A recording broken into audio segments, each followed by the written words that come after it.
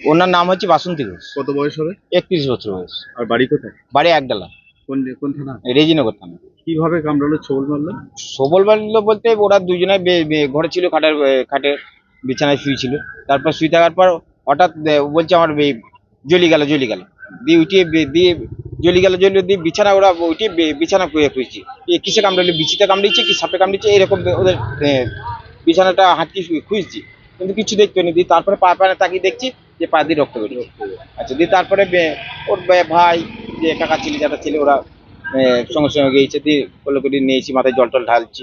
আমরা তখন আমরাও খবর পেয়ে গেলাম, আমাদের পাশের বাড়ি আমার বোন হচ্ছে তা। তারপর আমরা গাড়ি টাড়ি করে নিয়ে সঙ্গে সঙ্গে ইমিডিয়েটলি বেলডাঙ্গা হাসপাতাল। ওখান থেকে এখানে? হ্যাঁ, ওখান থেকে এখানে। আর মারা গেল কখন? মারা গেল ওই আমরা গাড়িতে করে নিয়ে এসেছি, ডাক্তারের এখানে নিয়ে গেলাম, নিয়ে গিয়ে ডাক্তার এসে বলল যে না, দেখেছেন সাপ দেখেছেন? না আমরা সাপ দেখতে পাইনি। আমরা ডাক্তারকে বললাম যে এই ব্যাপার, কামড় টামড় দেখি বললো হ্যাঁ এটা সাপের সেই ফোঁস তুলের যে সাপটা সেই সাপ করেছে সবল দিয়েছে। কখন হয়েছিল? ভোর 4টের দিকে।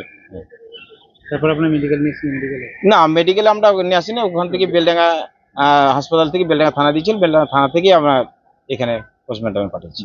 আপনার নাম কি? আমার নাম জয়ন্ত ঘোষ। কে হচ্ছেন? আমি দাদা হচ্ছে।